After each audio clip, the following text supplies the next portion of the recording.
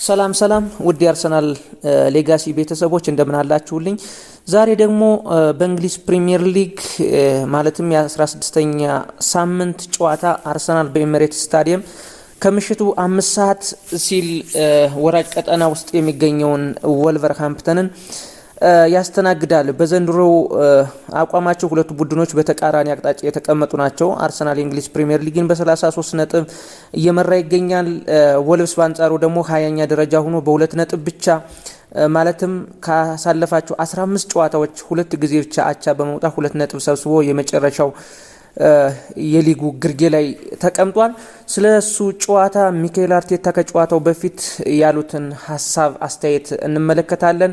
ከዚህም በተጨማሪ ስለ ሳሊባ፣ ቲምበር፣ ራይስ እና ትሮሳርድ ስላለባቸው ጉዳትና የመሰለፍ ያለመሰለፍ ሀሳባቸውንም ሰጥተዋል። ሌላው ስለ ቪክቶር ጊዮኬሬሽ ሀሳብ አስተያየት ሰጥተዋል። በጥር የዝውውር መስኮት ደግሞ ስለ ጋብሪኤል ጄሱስ ይሸጣል አይሸጥ የሚል ሀሳባቸውን ሰጥተዋል። ከሽንፈት በኋላ በክለብ ብሩግ ላይ ስለተቀዳጁት አሸናፊነት ስሜት ተናግረዋል። ሌላው ወልቭስና አርሰናል ካሁን በፊት ስላደረጓቸው የእርስ በርስ ግንኙነቶች እናወራለን።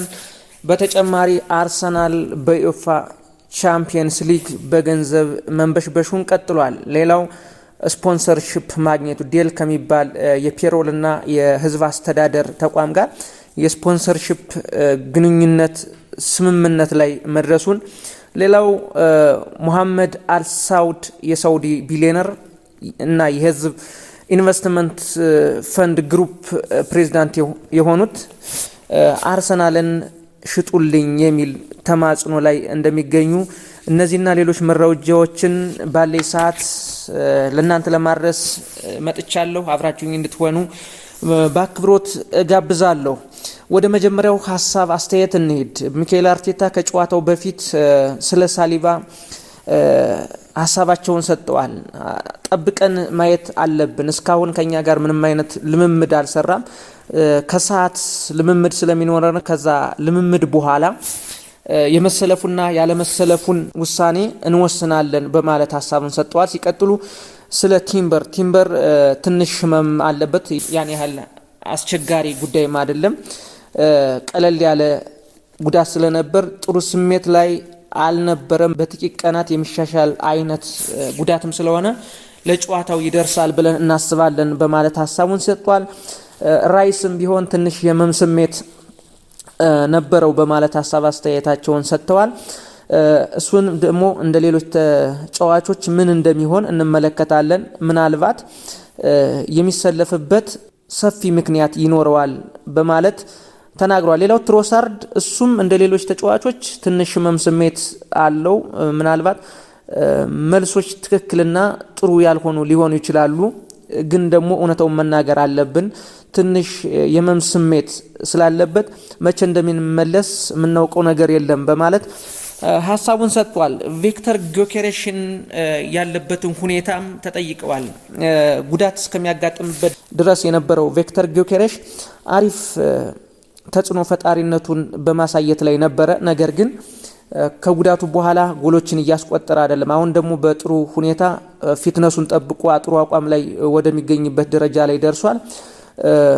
ቪክተርን ምናልባት ጎሎችን ካስቆጠረ በኋላ በዛ ልንገመግመው እንችላለን። እስካሁን ግን አዲስ ሊግ ነው፣ አዲስ ስሜት ነው፣ የምንጠብቀውን አድርጓል ለማለት አያስደፍርም እና እሱ ወደ ጎል አስቆጣሪነቱ የሚመለስ ይመስለኛል። ምክንያቱም ቪክተር በስፖርቲንግ የነበረውን የጎል ማሽንነቱን በአርሰናል ላይ እያሳየ አይደለም። ይሄ ደግሞ ለሱ ትንሽ ደስ ማይል ስሜት ሊፈጥርበት ይችላል።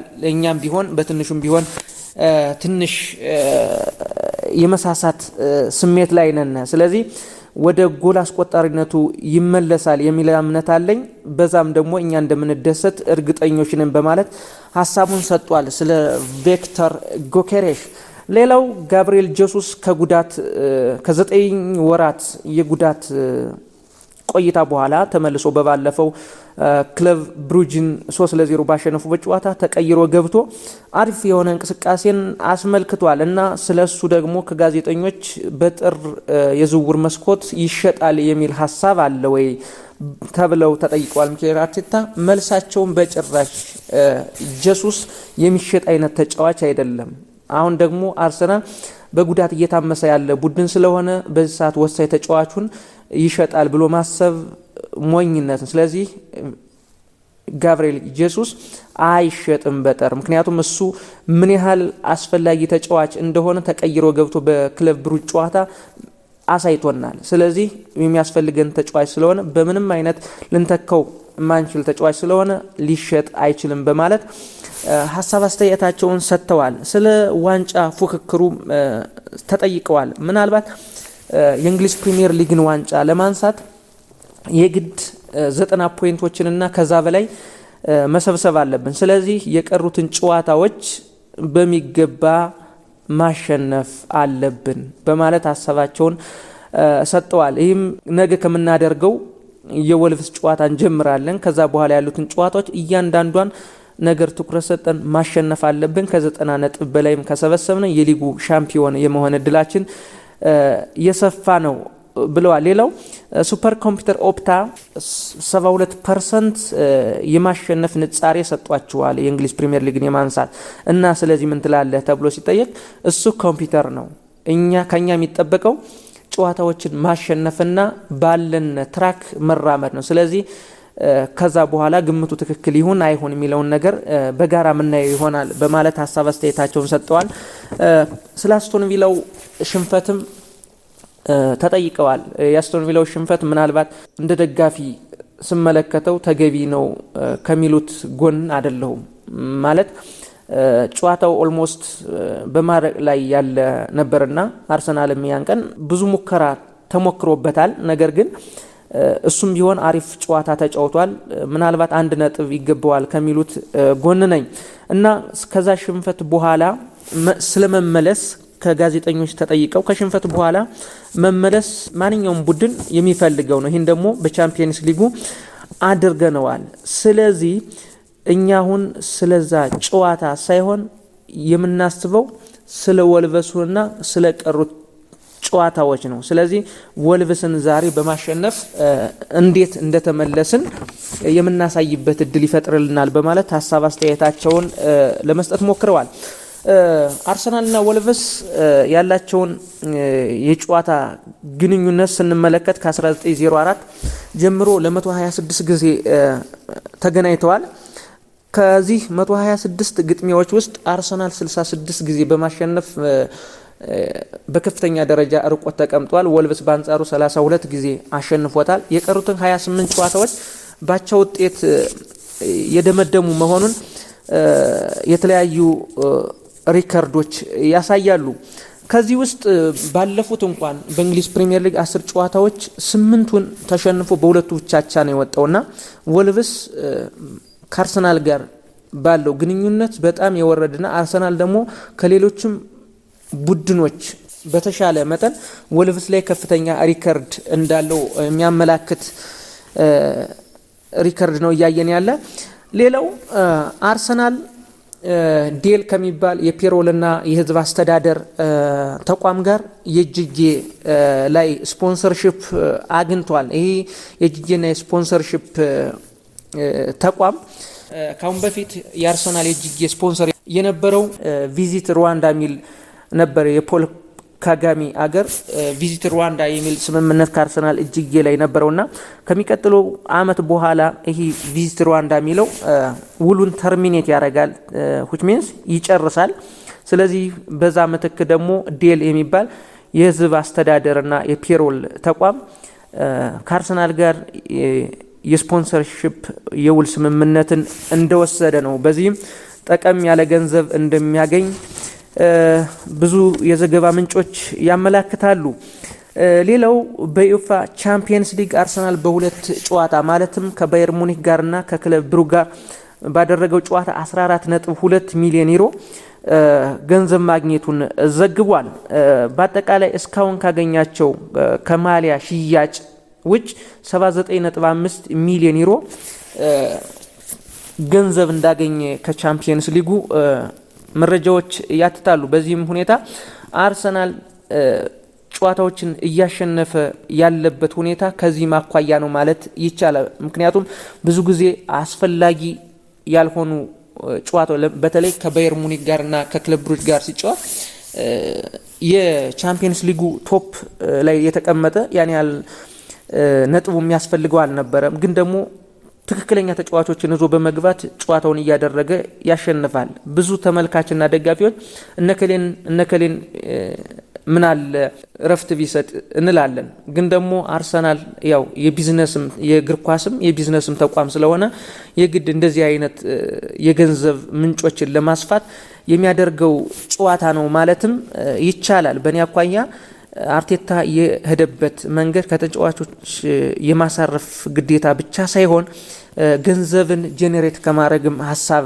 የመነጨ ነው ማለት እችላለሁ።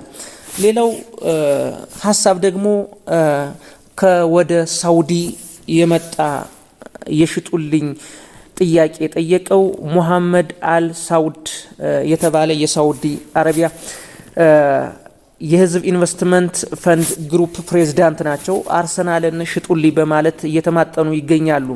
ካሁን በፊት ለስታን ክሮንኬ ቤተሰቦች አርሰናልን ሽጡልኝ በማለት ደብዳቤ የጠየቁ መሆናቸውንና የአርሰናል ደጋፊ መሆናቸውን በሳውዲ ቴሌቪዥን ቀርቦ በይፋ ለመናገር ችለዋል። ይህም ይላሉ እኔ የአርሰናል ደጋፊ ነኝ። ስለዚህ አርሰናልን የስታን ክሮንኬ ቤተሰቦች ቢሸጡልኝ ምናልባት ዓለም ውስጥ ተጽዕኖ ፈጣሪ ከሆኑ ትልቅ ቡድኖች ውስጥ ትርታ የማስቀምጠው ሰው ነኝ። እንደ ደጋፊነቴ ብዙ ቢሊዮን ዶላሮችን ወጪ አርጌ አርሰናል ግንባር ቀደም የአውሮፓ ቡድን ለማድረግ ሀሳብ አለኝ በማለት በይፋ በቴሌቪዥን መስኮት ቀርበው ሀሳባቸውን የሰጡ ሰው ናቸው። በመጨረሻ መመልከት የምፈልገው ዛሬ ምናልባት ምን አይነት አሰላለፍ እዞ ይገባል የሚለውን ነገር እንመልከት።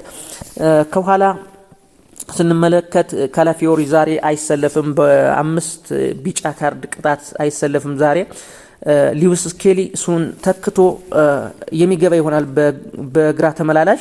ከዛ ሂካምፕ ያለ ቤን ዋይት እና ቴምበር የሚያጣምሩት ይሆናል። ምናልባት በክለብ ብሩጅ ጨዋታ ሴንተር ባክ የነበረው የመሃል ሜዳው ተጫዋች ክሪስቲያን ኖርጋርድ ነበረና ዛሬ ምናልባት የእንግሊዝ ፕሪሚየር ሊግ ከበድ ከማለቱ አኳያ ኖርጋርድ ያን ያህል ሴንተር ባክ ሆኖ ይጀምራል የሚል ሀሳብም ላይኖር ይችላል። ምክንያቱም ወይ ቲምበር ወይ ሳሊባ በጨዋታው ብቁ የሚሆኑበት አዝማሚያ ካለ ከሁለት አንዳቸው ይሰለፋሉ የሚል ግምት አለ። በመሃል ሜዳ ደግሞ ምናልባት ራይስ ጉዳት ላይ ከሆነ ማርቲን ኦዲጋርድ፣ ማርቲን ዙቢሜንዴና ሜሪኖ የመሃል ሜዳውን ይመራሉ የሚል ሀሳብ አለኝ።